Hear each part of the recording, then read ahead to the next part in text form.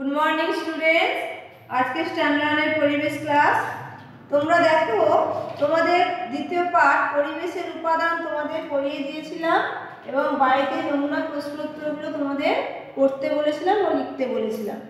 আশা করি সবাই তোমরা বাড়িতে পড়ছো লিখছো। আজকে নিজে করো 2 এর একের দাগের প্রশ্নগুলো আমি লিখিয়ে দেব, সবাই সেগুলো খাতায় তুলে নেবে এবং বাড়িতে বারবার করে লিখে লিখে অভ্যাস করবে। সবাই তাহলে খাতা বের করো, আমি প্রশ্ন উত্তর লেখাবো, সবাই লিখে নাও। তাহলে দেখো নিজে করো 2 এর একের দাগের কয়টি লিখেছি দেখো। পরিবেশ আলাদা হলে কি উপাদান আলাদা হয়? তাহলে পরিবেশ আলাদা হলে কি উপাদান আলাদা হয়? তোমরা রিডিং এ পড়েছো পরিবেশ আলাদা হলে উপাদান আলাদা হয়। তাহলে হ্যাঁ উত্তর লিখে দেখো, হ্যাঁ পরিবেশ আলাদা হলে উপাদান আলাদা হয়। হয়েছে। ক্ষয়ের দাগে দেখো কি আছে, আমাদের পরিবেশ কি? আমাদের পরিবেশ কি এখানে উত্তর আছে দেখো, আমাদের চারপাশ নিয়ে আমাদের পরিবেশ। যখন বলবো পরিবেশ বলতে কি বোঝো বা পরিবেশ কাকে বলে, তখন সেই নানান প্রাণী যেটা লিখিয়েছিলাম সেটা লিখতে হবে, ওটা হলে 2 নাম্বার। আর শুধু আমাদের পরিবেশ কি তখন তোমরা ছোট করেই লিখবে। এখানে দেয়াই আছে দেখো, উত্তর হবে আমাদের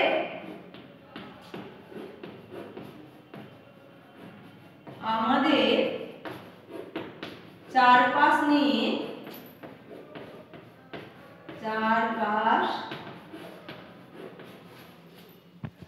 নিয়ে আমাদের পরিবেশ।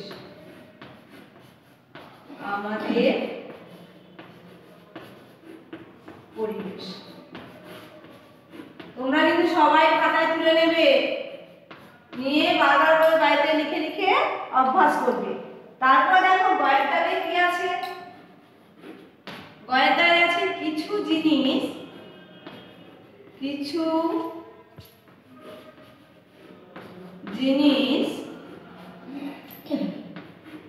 কি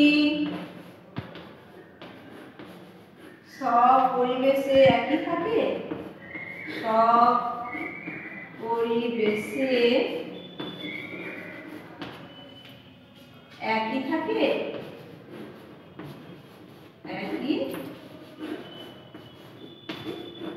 থাকে।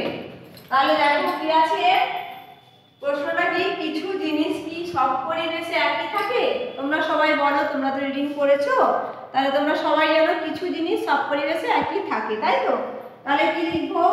হ্যাঁ এটাও লিখবো। তাই উত্তর হবে কি হ্যাঁ হয়চন্দ্রবিন্দু জফলা আকার। বুঝেছো? হ্যাঁ কিছু জিনিস, তোমরা এরকম পূর্ণ বাক্যে লিখবে, ঠিক আছে? কিছু জিনিস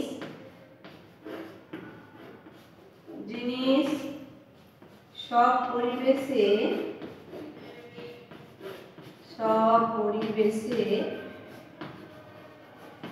একই থাকে।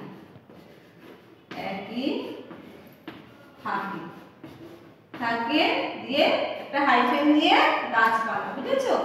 বা যেমন গাছপালা লিখলেও হয়, শুধু গাছপালা লিখে দিলেও হবে। গাছপালা তাহলে থাকে। এটা কি আছে? তাহলে কিছু জিনিস কি সব পরিবেশে একই থাকে? হ্যাঁ কিছু জিনিস সব পরিবেশে একই থাকে। গাছপালা যেমন প্রায় সব পরিবেশেই থাকে, তাই না? তোমরা তো প্যাসেজেও পড়েছো, এখানে লেখা আছে গাছপালা প্রায় সব পরিবেশেই থাকে। তারপর একটা দেখো, তারপরে কি আছে ঘয়ের দাগে, পরিবেশের উপাদান কয় রকম ও কি কি? ঘয়ের দাগে কি লিখবো? পরিবেশের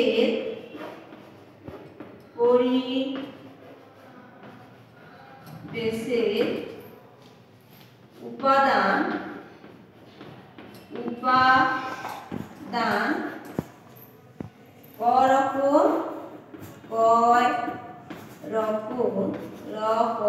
কয় রকম ও কি কি?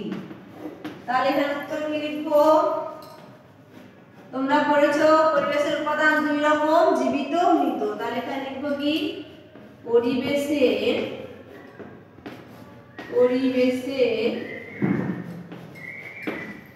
উপাদান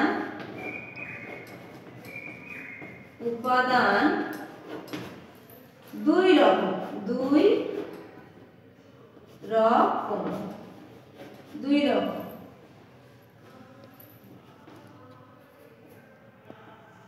একে হচ্ছে জীবিত উপাদান,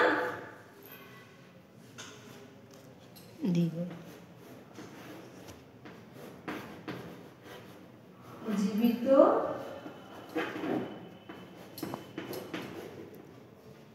উপাদান, আর দুই হচ্ছে মৃত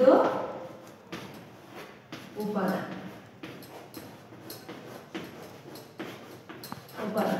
তাহলে দেখো সবাই, ঘরটায় কি আছে? পরিবেশের উপাদান কয় রকম ও কি কি?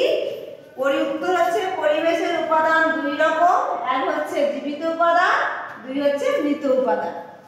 তারপরে দেখো উমর দাগেরটা আছে। উমর দাগে কি? গাছপালা কি ধরনের উপাদান? গাছপালা কি ধরনের উপাদান এখানে লিখে দিচ্ছি। গাছপালা, গাছপালা কি ধরনের উপাদান? কি ধরনের উপাদান?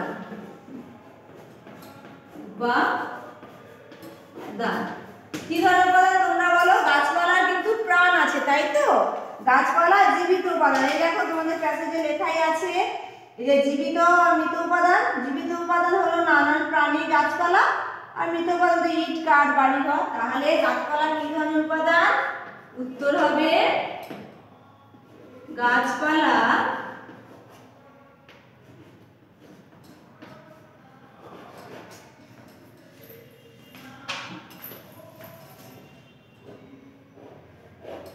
গাছপালা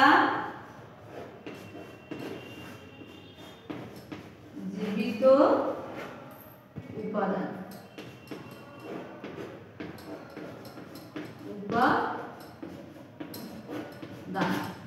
তাহলে সবাই কোশ্চেনগুলো ভালো করে তুলে নাও, কোশ্চেন উত্তর অ্যান্সারগুলো ভালো করে সবাই খাতায় তুলে নাও। তোমরা বাড়িতে বারবার লিখে লিখে অভ্যাস করবে।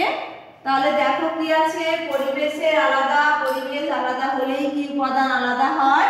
উত্তর হবে হ্যাঁ, পরিবেশ আলাদা হলেই উপাদান আলাদা হয়। হয় আছে আমাদের পরিবেশ কি? আমাদের পরিবেশ, আমাদের চারপাশ নিয়ে আমাদের পরিবেশ। গতে আছে কিছু জিনিস কি সব পরিবেশে একই থাকে?